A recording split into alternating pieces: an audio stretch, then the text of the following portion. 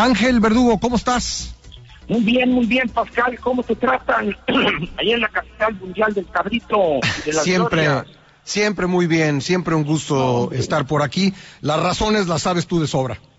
No, hombre, esa gente, qué bárbaro. La verdad, Pascal, es que no valoramos lo que tenemos como enseñanza positiva en Nuevo León.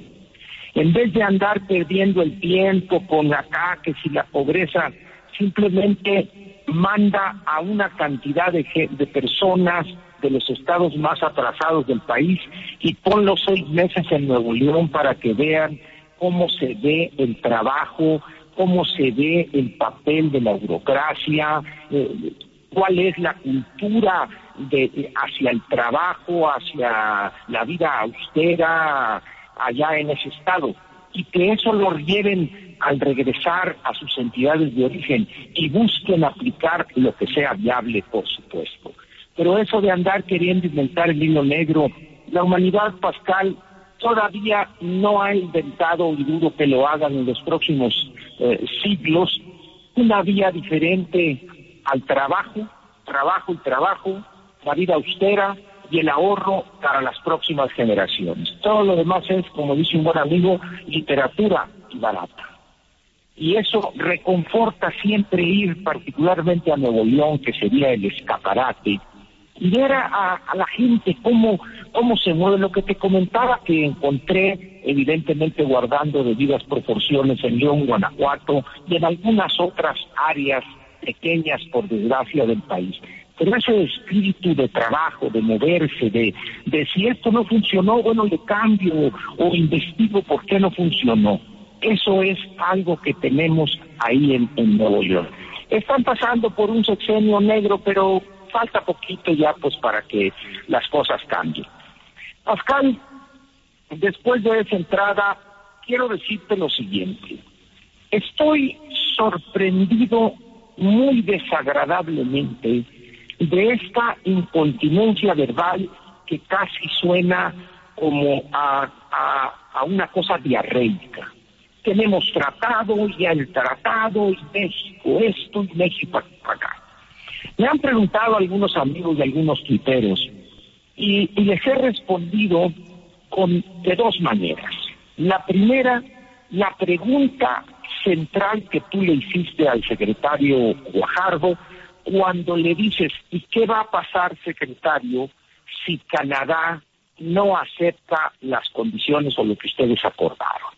Hizo mutis y se fue por ese camino que está atascado de personas que no quieren contestar, que es la tangente, y posteriormente cuando platicas o continúas la conversación con Manuel Somoza, que te dice, yo tengo mis dudas, dice, porque le hiciste la pregunta y no la contestó. ¿Y cuál es el peso específico que tiene, Pascal, la respuesta de Manuel? Él se mueve en el mundo de la economía real, no en ese mundo de la economía un tanto simbólica, de la declaración ampulosa, no. Él se mueve en el mundo del capital, del dinero, de las inversiones, del retorno, de la viabilidad de los proyectos. Por eso es importante ese punto de vista. Dice, pues a mí me quedaron dudas. Yo creo que muchos de los colegas de Manuel en el mundo financiero están, sin que se atrevan ellos a decirlo o a gritarlo, que sería útil, además, en este momento de optimismo sin sustento, todavía, sería interesante conocer sus puntos de vista. Pero esta avalancha verbal que nos intenta aplastar, la verdad, Pascal, me da temor. Y te voy a decir simplemente por qué, sujeto a que mañana bordemos un poco más. Los problemas reales del país, Pascal, querramos o no, ahí están. Y te voy a dar un solo ejemplo, y también para quienes nos escuchan. Yo he insistido, como te consta una y otra vez, que hay que estar atentos a lo que el doctor Carlos Ursúa diga, públicamente, por supuesto, y que él había estado prácticamente haciendo mutis casi desde el mismo principio de este periodo de transición, y y sale a declarar anteayer, o no sé si ayer, pero creo que fue hace 2 o 3 días, en una reunión organizada por el Tecnológico de Monterrey con presidentes municipales, y les habla él del problema de las pensiones. Y les dice, bueno, dice, si bien es una bomba, pero no va a estallar en el próximo gobierno, es decir, en el que él eventualmente participaría, sino hasta el otro. Entonces, en 3 o 4 años le vamos a entrar al problema de las pensiones. Pero ustedes saben, dice, la aportación tan reducida, eso va a generar esto y lo otro. Y total que contestó Pascal de la misma manera que lo hizo el que en aquel entonces era el secretario de Hacienda, el doctor Luis Videgaray, cuando la OECD o la OCDE entregó un estudio que por desgracia hoy, Pascal, prácticamente nadie conoce. Y en su momento, a los poquitos días le echaron tierra y nadie ha vuelto a hablar de ese estudio. En este estudio de octubre del 2015, la OECD les dice, señores, hay que buscar unificar los 2 sistemas de pensiones, el que se basa en la ley del 73 y el que se basa en las cuentas individuales de retiro. ¿Y por qué es eso, Pascal?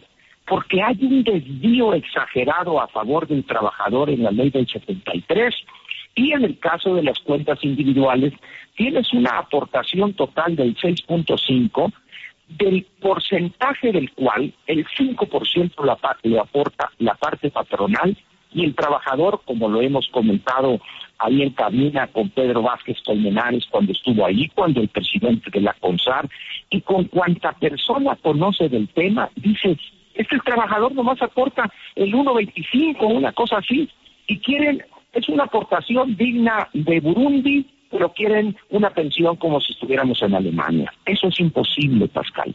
Entonces, cuando habla la OECD de que hay que buscar esa transición entre el viejo sistema y el nuevo sistema, es evidente que habrá que tomar medidas populares y dolorosas.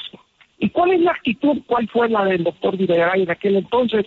Pues sí, la bomba de las pensiones, pero no va a estallar en este gobierno ni en el otro, sino hasta el otro. Y lo mismo contestó el doctor Ursúa. ¿Y qué te podría decir, Pascal, al respecto? La gobernación tiene áreas de responsabilidad que son ineludibles. Una de ellas es tomar medidas para una de estas 2 alternativas, para matar un problema antes de que surja, es decir, evitar que surja ese problema mañana, o tomar medidas que ante la imposibilidad de detener totalmente ese problema, paliar sus efectos negativos. Y ni este gobierno, cuando estuvo el doctor Videgaray al frente de Hacienda, ni Carlos Ursúa, que eventualmente ocuparía la Secretaría de Hacienda, están actuando en esa dirección, que es la única que le es dable a los funcionarios en un régimen como el nuestro, que es presidencialista. ¿Y qué dicen? Pues va a ser hasta el siguiente. Bueno, pues ahí les dejo el gallo muerto, acábelo de pelar. Sin embargo, Pascal, la realidad pronto nos alcanzará para terminar. ¿Por qué? El sistema de cuentas de ahorro para el retiro empezó en 1997, julio. Exige 1.250 semanas el sistema de cotización para pensionarte, y con los 65 años vigentes que hay como edad mínima para el retiro o para la pensión, quiere decir que las 1.250 semanas se cumplen más o menos en el 2025, pero poco antes algunos ya van a estar haciendo precálculos, vamos a ponerlo de esa manera, y cuando se den cuenta que a lo más alcanzarían un 24-25% de su último ingreso, de su último salario, en ese momento vamos a tener un grave problema político en el país, Pascal. ¿Por qué?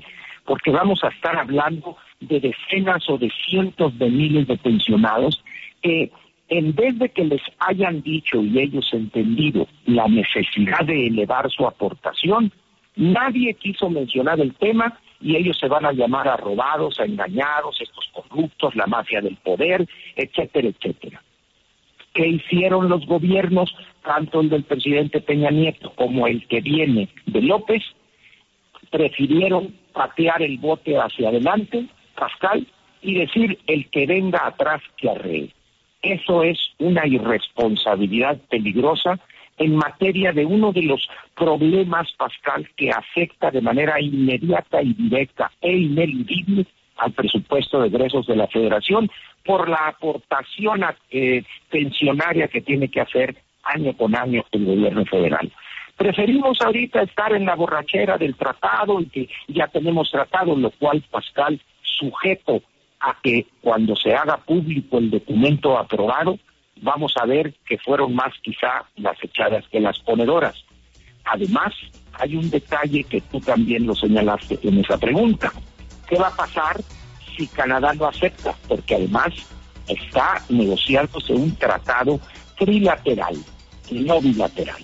Vamos a ver cosas interesantes, Pascal, y espero yo que esta diarrea verbal que pretende mancharnos y ensuciarnos a todos, no tenga efectos y nos haga perder el juicio y mantengamos la mesura y la prudencia que en estos momentos de triunfalismo, tanto del gobierno que se va como el gobierno que entrará este 1 de diciembre, parece que tienen como norma fundamental el optimismo ramplón sin sustento alguno, Pascal.